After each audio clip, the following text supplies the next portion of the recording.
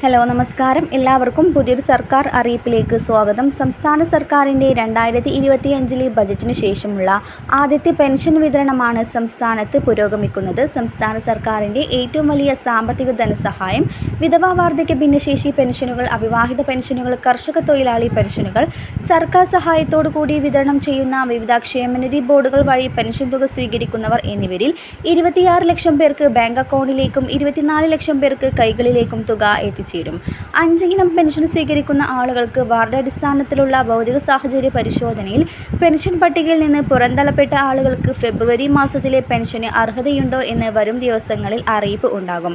ഫെബ്രുവരി മാസത്തിൽ ഗുണഭോക്താക്കൾക്ക് സാമൂഹിക സുരക്ഷാ പെൻഷനോടൊപ്പം ധനസഹായം എന്ന നിലയിൽ കേന്ദ്രവിഹിതം കൂടി എത്തിച്ചേരും. 25 ലക്ഷം പേർക്കാണ് കേന്ദ്രവിഹിതം ലഭിക്കുക.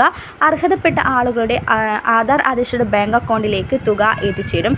എല്ലാവരും മസ്റ്ററിംഗ് ചെയ്തിട്ടുണ്ട് എന്ന് ഉറപ്പുവരുത്തുക. മസ്റ്ററിംഗ് ചെയ്യാത്ത ആളുകൾക്ക് പെൻഷൻ തുക എത്തിച്ചേരുകയില്ല. അതുപോലെ തന്നെ സംസ്ഥാനത്തെ കൊടും ചൂടിന് ആശ്വാസമായി വേനൽ മഴ എത്തുന്നു. വെള്ളിയാഴ്ച മുതൽ വേനൽ മഴയെത്തുമെന്ന് കേന്ദ്ര കാലാവസ്ഥാ വകുപ്പ് അറിയിച്ചിട്ടുണ്ട്. ഇതിൻ്റെ ഭാഗമായി വരുന്ന വെള്ളി, ശനി, ഞായർ, അതായത് ഫെബ്രുവരി 28, മാർച്ച് 1, 2 ദിവസങ്ങളിൽ വിവിധ ജില്ലകളിലായി യെല്ലോ അലേർട്ട് പ്രഖ്യാപിച്ചിട്ടുണ്ട്. വെള്ളി, ശനി ദിവസങ്ങളിൽ തിരുവനന്തപുരം, കൊല്ലം, പത്തനംതിട്ട ജില്ലകളിലും ഞായറാഴ്ച കോഴിക്കോട്, കണ്ണൂർ ജില്ലകളിലുമാണ് യെല്ലോ അലേർട്ടുള്ളത്.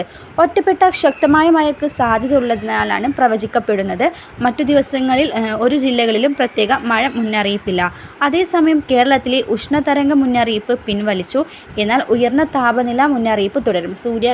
സൂര്യതാപ സാധ്യതകൾ കണക്കിലെടുത്ത് പൊതുജനം ജാഗ്രത പാലിക്കണം. രാവിലെ 11 മുതൽ ഉച്ചയ്ക്ക് 3 മണി വരെ സൂര്യപ്രകാശം ശരീരത്തിൽ നേരിട്ട് ഏൽക്കുന്നത് ഒഴിവാക്കണമെന്നാണ് സർക്കാരിൻ്റെ നിർദ്ദേശം. വരും ദിവസങ്ങളിലെ ക്ഷേമ പെൻഷനുമായി ബന്ധപ്പെട്ട അറിയിപ്പും സർക്കാർ സംബന്ധമായ വിശദമായ എല്ലാ അറിയിപ്പും കൃത്യമായി തന്നെ നിങ്ങളിലേക്ക് എത്തിക്കുന്നതാണ്. എല്ലാവരും ചാനൽ മറക്കാതെ സബ്സ്ക്രൈബ് ചെയ്യുക.